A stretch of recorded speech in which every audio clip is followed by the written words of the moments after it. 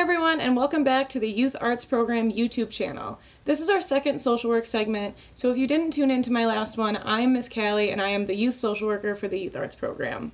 Today we're going to talk about 4 different ways that we can maintain positive relationships during social distancing and isolation.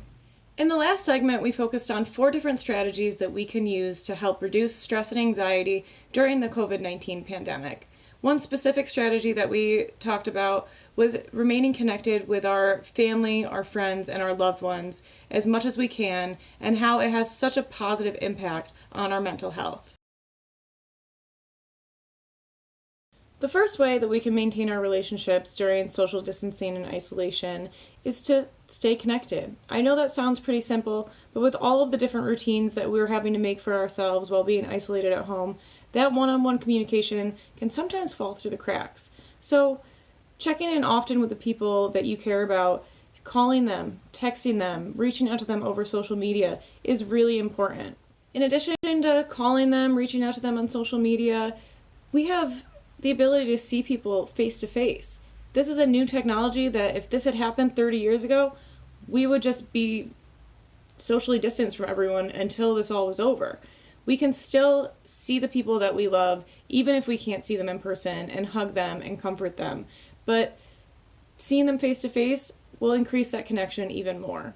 While communicating socially is really important, also communicating about our emotions is just as important while we're trying to maintain our connections and our relationships during social distancing and isolation.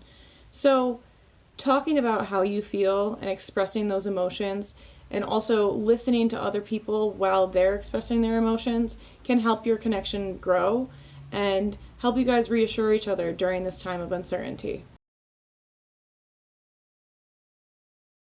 While we're expressing our emotions and talking to our loved ones about how we're feeling at this time, it is really important to be respectful and understanding of their feelings, thoughts, and emotions about the COVID-19 pandemic. We are all experiencing this pandemic in our own way, so being mindful of the way and the ability that people have to express their feelings and emotions. Sometimes we're a little bit more vulnerable and we're able to express our emotions and we want to talk about things all the time. Other times, some of us are a little bit more closed off or disconnected from our feelings and don't want to talk about it and want to kind of keep it to themselves. And that's okay. Being mindful of that and knowing how people usually express themselves and being respectful of that while we're all trying to figure this out and all trying to figure out our emotions is really important for maintaining our close relationships. The third way that we can help with our relationships is to set personal boundaries and respect the boundaries of others. This is really important because it increases the amount of respect that we have for the other person that we have a relationship with. It teaches us where our limits are, either on communication, about the pandemic, about our emotions, about anything else that might be going on in our lives, because boundaries equal respect. And when those boundaries are crossed, that can create conflict and negativity within a relationship. So making sure that you're mindful of your friends or family members or loved ones' boundaries is really important when we're trying to maintain our connections and keep a positive light to our relationships. Setting personal boundaries and respecting the boundaries of our family members, friends, or loved ones is really important, and it does a lot of positive things for our relationship. It increases our positive communication. It helps us have a mutual respect when those boundaries are respected by whoever is in that relationship.